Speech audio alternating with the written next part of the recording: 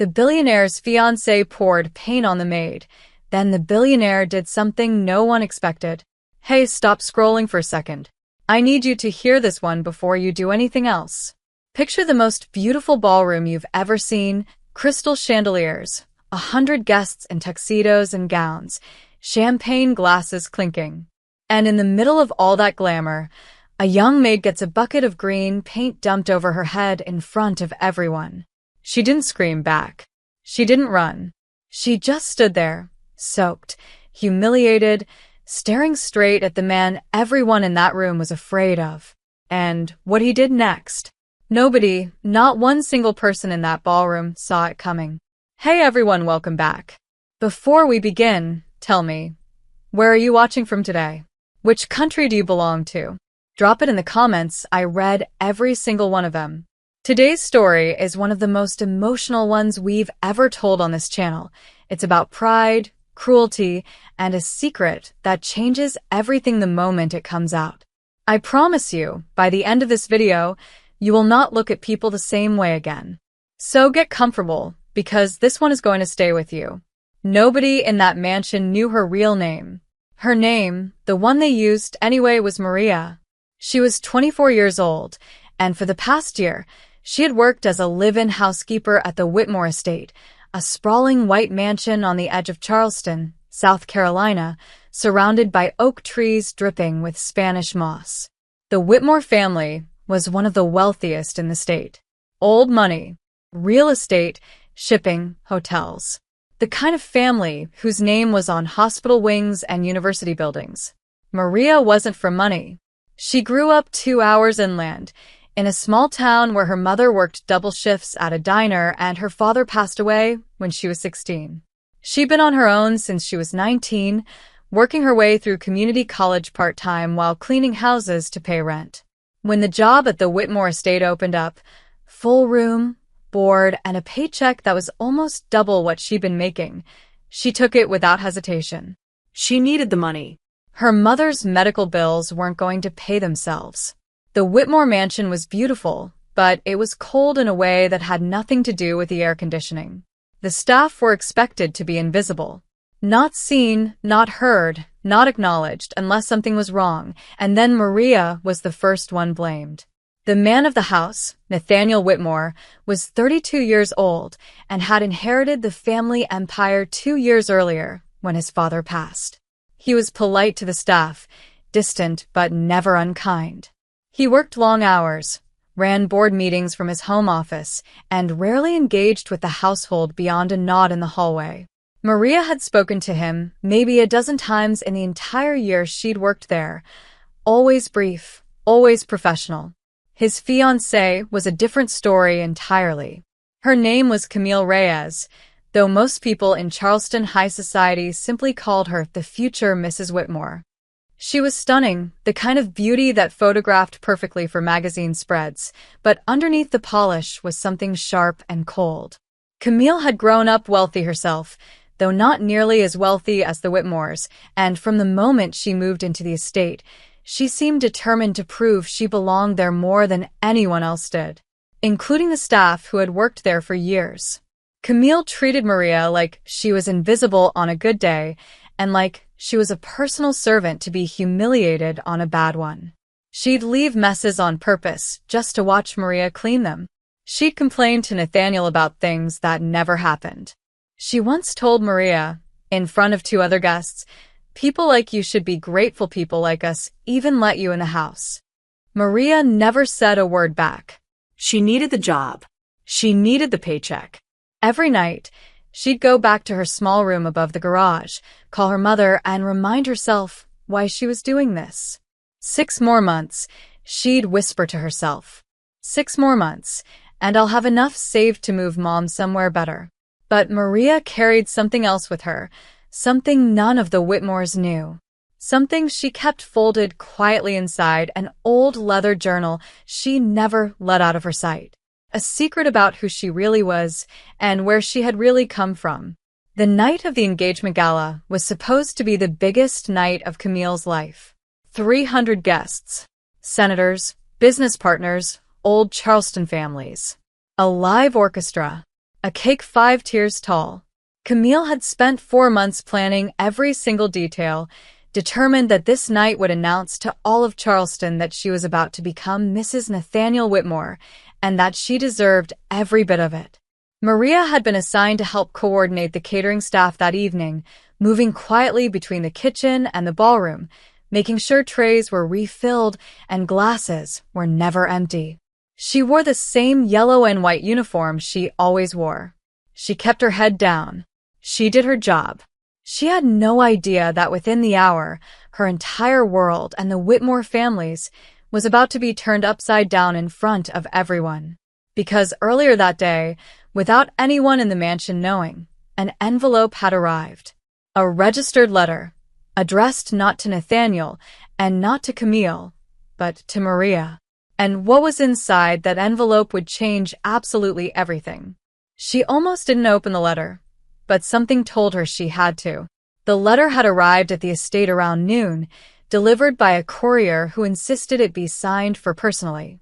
Maria had been folding linens in the laundry room when one of the other staff members, an older woman named, who'd worked for the Whitmores for almost 20 years, knocked on the door and handed it to her with a strange look on her face. "This came for you," it said. "Certified mail. From a law office in Savannah." Maria's stomach dropped. She didn't know anyone in Savannah. She didn't know any lawyers. For a moment, she thought maybe it was bad news about her mother, and her hands actually trembled as she tore open the envelope. Inside was a letter from a firm called Whitfield and Associates, along with a folded document and a smaller sealed envelope. The letter explained that Maria's biological grandmother, a woman named Eleanor Prescott, who Maria had never once met and who she'd only heard about in vague, painful whispers from her late father before he passed, had died 3 weeks earlier. Eleanor had left behind an estate, and in her will, she had named Maria as the sole beneficiary of a trust worth several $1,000,000, along with a controlling share in a shipping and logistics company on the Georgia coast. Maria had to read it 3 times before the words made sense. She sat down on the edge of the laundry room bench, her hands shaking so hard the paper rattled. She had grown up believing her father's side of the family wanted nothing to do with them, that there had been some falling out decades ago, something about her father marrying a woman his family didn't approve of, her mother, a woman with no money and no name. Her father had never spoken of it except once, late at night, when he told a young Maria, "Someday, when you're older, you'll understand where you really come from. Don't ever let anyone make you feel small because of what they don't know about you." She had never understood what he meant. Until now. The smaller sealed envelope was a personal letter from her grandmother, written before she passed, apparently kept with the will to be delivered only after her death. Maria opened it with trembling fingers and read her grandmother's handwriting for the first time in her life.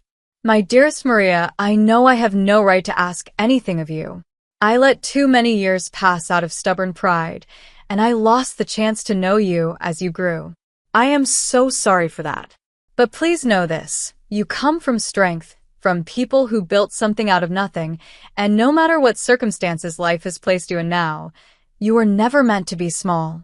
Hold your head high always." Maria sat there for a long time, tears streaming silently down her face, the noise of gala preparations echoing faintly from the ballroom down the hall. She wasn't crying because of the money. She was crying because for the first time in years, someone had told her she mattered, that she came from something. She folded the letter carefully and placed it, along with the legal documents, inside her old leather journal, the one she carried everywhere but never let anyone see. She decided she wouldn't tell anyone at the estate. Not yet. She needed time to process it. She needed to call the lawyer back, verify everything, figure out what it meant for her life. Tonight, she still had a job to do, the biggest event of the year, and Camille Reyes had made it very clear that any staff member who wasn't perfect tonight would be fired on the spot. So Maria tucked the journal into her small bag, splashed water on her face in the bathroom mirror, straightened her uniform, and walked back into the chaos of gala preparation like nothing in her world had just changed forever. She had no idea that Camille had noticed the courier's visit earlier that day. She had no idea that Camille, paranoid and insecure as always, had asked one of the other staff what the letter was about and had been told it came from a law firm. She had no idea that Camille had spent the rest of the afternoon quietly stewing, imagining scenarios, convincing herself that the quiet little housekeeper was somehow plotting something against her perfect night, against her perfect life. By 7 o'clock, the ballroom was full. String lights glowed above 300 guests in gowns and tuxedos. Camille stood at the center of it all in a stunning royal blue dress, glowing under the chandeliers, greeting senators and socialites with practiced charm. Nathaniel stood beside her, polite and composed as always, though anyone who looked closely might have noticed he seemed distracted, checking his watch more than a groom-to-be usually would on his own engagement night. Maria moved through the crowd with a tray of champagne glasses, trying to stay invisible, trying to hold herself together after the most emotional afternoon of her life. She didn't know that Camille had already decided, somewhere in the back of her mind, that tonight, in front of everyone, she was going to remind the little maid exactly where she belonged. The moment the bucket tipped over, the entire room went silent. It happened just after 9 o'clock, right as the orchestra finished the second dance set, and the room buzzed with laughter and clinking glasses. Camille had been drinking champagne steadily since the ceremony began, her mood sliding from glowing hostess to something tighter, meaner, the way it sometimes did when she felt like the night wasn't entirely about her.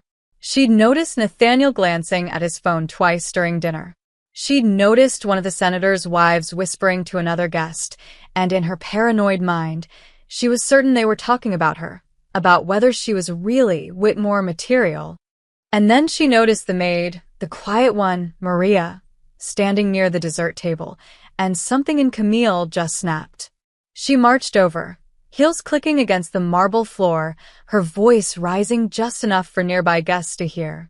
"You," Camille said, pointing directly at Maria. "What was in that letter today?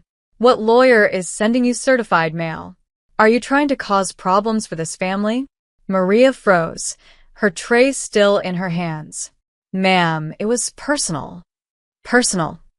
Camille's voice cracked louder now, drawing eyes from nearby tables. "Nothing in this house is personal when it involves lawyers and my fiancé's family name. Do you understand who you're working for?" A hush began spreading through the ballroom as guests turned to watch.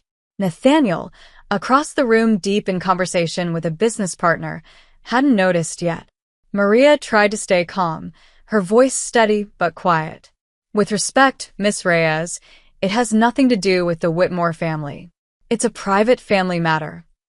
Something about the calm, steady dignity in Maria's voice, the fact that she wasn't crumbling, wasn't groveling, seemed to enrage Camille even further. Camille's eyes darted to a nearby catering station, where a large bucket of green food coloring sat, prepared earlier for a champagne fountain display that had been part of the evening's decor theme. Before anyone could stop her, before anyone even fully understood what was happening, Camille grabbed the bucket with both hands and, in one violent motion, dumped the entire contents over Maria's head. The green liquid poured down over Maria's hair, her face, soaking through her yellow and white uniform in seconds. Gasps rippled through the crowd. Someone dropped a champagne glass. A woman near the front covered her mouth in shock. "Maybe now you'll remember your place," Camille said, breathing hard, her voice shaking with a mixture of rage and something that almost looked like fear of what she'd just done. Maria stood completely still. The green liquid dripped from her chin, soaked into her collar, ran down her arms. 300 people stared at her in dead silence. She didn't cry. She didn't scream. She simply stood there, straightened her shoulders, and looked directly at Camille with an expression that wasn't anger. It was something closer to sorrow. "You don't know anything about my place," Maria said quietly, her voice somehow carrying across the entire silent ballroom. "You don't know anything about me at all." That was the moment Nathaniel finally turned around, alerted by the sudden hush in a room that had been loud with music and laughter seconds before. He pushed through the crowd, his face draining of color as he took in the scene, his fiancée standing with an empty bucket in her hands, his housekeeper drenched in green paint, 300 of Charleston's most influential people watching in stunned silence. "Camille," he said, his voice low and dangerously calm. "What did you do?" "She's been sneaking around behind our backs, Nathaniel. Lawyers, secret letters. Who knows what she's been up to in this house?" Camille's voice had turned defensive, almost pleading now, sensing the shift in the room's energy. Nathaniel didn't respond to her. Instead, he walked directly to Maria, took off his own suit jacket, and gently placed it over her shaking shoulders. "I am so sorry," he said quietly, just to her. "This should never have happened to you. Not in my home. Not ever." Then he turned to face the entire ballroom, still holding Maria's trembling shoulder steady, and the room held its breath, because everyone could tell something was about to happen that none of them would ever forget. What Nathaniel said next made his own fiancée go pale. "Everyone," Nathaniel began, his voice carrying clearly across the ballroom, steady despite the tension in his jaw. "I owe you all an apology for what you just witnessed. This is not who this family is. This is not who I am." He turned toward Camille, who stood frozen near the empty paint bucket, her perfect updo and blue gown suddenly looking absurd against the growing horror on her face. "Camille," he said, "I have spent 2 years watching you treat the people who work in this house like they don't matter. I told myself it was stress. I told myself it was nerves about the wedding. I made excuses for you, over and over, because I wanted so badly to believe the woman I fell in love with wouldn't do something like this. But there's no excuse for what just happened." Gasps rippled again through the crowd, quieter this time, more like held breath. "I'm not going to stand here and pretend this is a misunderstanding," Nathaniel continued. "You humiliated a young woman in front of 300 people because you were angry and jealous and insecure about a letter that had absolutely nothing to do with you." Camille's mouth opened and closed, no words coming out. Tears welled in her eyes, but this time they weren't tears of triumph. They were tears of a woman watching her carefully built world collapse in real time. "Nathaniel, please. We can talk about this privately." "We're done talking privately, Camille. This conversation should have happened months ago." He paused, his eyes glancing briefly toward Maria, who stood quietly beside him, still soaked, still holding herself with a quiet, aching dignity that somehow made the entire scene even more devastating. "The engagement is off." The words landed like a physical blow. Somewhere in the crowd, someone actually gasped audibly. Camille staggered back a step, her hand flying to her chest as if she'd been struck. "You're ending this? Here? Now?" In front of everyone. Her voice cracked, panic bleeding through the anger. "You ended it the moment you decided cruelty was acceptable in my home," Nathaniel said quietly. "I just made it official." For a long, heavy moment, nobody in the ballroom moved. Then Nathaniel turned back to Maria, his expression softening completely, and something in the way he looked at her, gentle, apologetic, genuinely concerned, made several guests exchange knowing glances. "Let's get you cleaned up," he said softly. "And I promise you, Maria, whatever that letter said today, whatever is going on in your life, you don't have to hide it. Not from me. Not from anyone in this house." Maria's eyes filled with tears for the first time that night, not from the humiliation of the paint, but from the simple, overwhelming relief of being seen, really seen, for the first time since she'd started working there. She reached into her small bag, still clutched in her hand, and pulled out the leather journal she'd carried all afternoon. Her fingers trembled as she opened it and pulled out the letter from the law firm. "You should probably know," she said quietly, her voice shaking, "before this gets more complicated than it already is." She handed him the letter. Nathaniel read it slowly, his eyebrows rising with each line, his expression shifting from confusion to genuine astonishment. "You're Eleanor Prescott's granddaughter," he said slowly. "The Prescott Shipping Company, that's one of the oldest logistics firms on the Eastern Seaboard. My father did business with your grandfather decades ago." Maria nodded, tears now falling freely, no longer able to hold back the weight of the entire day. "I didn't know any of this until this afternoon. I've been working here, cleaning your house, for a year, and I had no idea my own family had a history with yours." The ballroom, still silent, watched this entire exchange unfold like something out of a movie nobody could look away from. Camille, forgotten in the corner, watched the man she'd been planning to marry look at the housekeeper she'd humiliated with an expression of awe and quiet respect she had never once seen him give her. "I think," Nathaniel said softly, almost to himself, "this has been the most important night of my life for reasons I never expected." What happened over the following weeks proved that some things really do come full circle. By the next morning, the story had spread across Charleston like wildfire, not because anyone leaked it to the press, but because 300 witnesses simply couldn't stop talking about the night the Whitmore engagement ended in front of the entire city's elite, and the housekeeper turned out to be the granddaughter of one of the most respected shipping families on the coast. Camille left the estate that same night and never returned. The wedding, of course, was canceled entirely. In the weeks that followed, word got around that she'd tried to salvage her reputation by telling a different version of events to a few gossip columns, but too many witnesses had seen the truth with their own eyes for any spin to stick. She eventually moved to Atlanta, and Charleston society, as it often does, simply stopped mentioning her name. Maria, meanwhile, found her life transformed in ways she was still struggling to process. She met with the lawyers from Whitfield and Associates the following week and learned the full extent of what her grandmother had left her, not just money, but a legacy. Eleanor Prescott, it turned out, had built her shipping company from nothing after her own husband passed away young, working her way up in an industry that, decades ago, barely let women through the front door, let alone into boardrooms. She'd become a quiet legend in Georgia business circles, respected but private, and in her final years, she had regretted, more than anything, the pride that had kept her apart from her only granddaughter.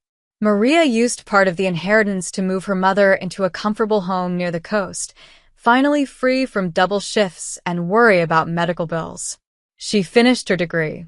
And though she now had more resources than she ever imagined possible, she made a decision that surprised everyone who knew her story.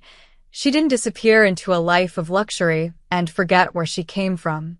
Instead, she used a portion of her inheritance to start a scholarship fund for young people working their way through school while caring for sick family members, exactly the situation she'd once been in herself. As for Nathaniel, something quieter and more meaningful had begun to grow. In the months following that chaotic night, he and Maria found themselves talking more, not as employer and housekeeper, not even really as business acquaintances from families with old ties, but as two people who had both, in their own ways, spent years being underestimated by the people around them. He'd been underestimated as just a wealthy heir with no real substance. She'd been underestimated as invisible help who didn't matter. Their relationship grew slowly, built on something far sturdier than the glittering ballroom romance Camille had once tried to manufacture. It was built on respect, on honesty, and on the simple fact that Nathaniel had proven in the worst possible moment exactly the kind of man he truly was, someone who chose to stand up for what was right, even when it cost him everything he thought his life was supposed to look like. A year later, almost to the day of that infamous gala, the Whitmore estate hosted another event. This one was smaller, quieter, filled with genuine warmth instead of performance. String lights hung across the garden instead of the ballroom chandeliers. And at the center of it stood Maria, no longer in a yellow and white uniform, but in a simple ivory dress, marrying a man who had chosen kindness over reputation in front of the entire city that once watched her humiliated. The older housekeeper who had first handed her that fateful letter stood in the front row crying happy tears. Maria's mother sat beside her, healthy and glowing, watching her daughter step into a life neither of them could have imagined a year earlier. And in her wedding speech, Maria said something that guests would repeat for years afterward. "I used to believe that where you come from decides who you're allowed to become. I was wrong. It's not where you come from, it's how you carry yourself when someone tries to make you feel small. That's what really decides who you are." This story reminds us of something so many of us forget in the noise of everyday life, that dignity isn't something anyone else can take from you, no matter how much power they think they hold. Kindness costs nothing, but cruelty always, eventually, costs everything. Maria never once lowered herself to Camille's level, and in the end, her quiet strength spoke louder than any bucket of paint ever could. If this story touched your heart even a little, I want you to do something for me. Hit that like button, it truly helps this channel more than you know. Subscribe if you haven't already, because we bring you stories just like this one every single week. Stories about real dignity, real resilience, and real hope. And if you know someone who needs a reminder today that they matter, that where they come from doesn't define where they're going, please share this story with them. Thank you for watching until the very end. I'll see you in the next story.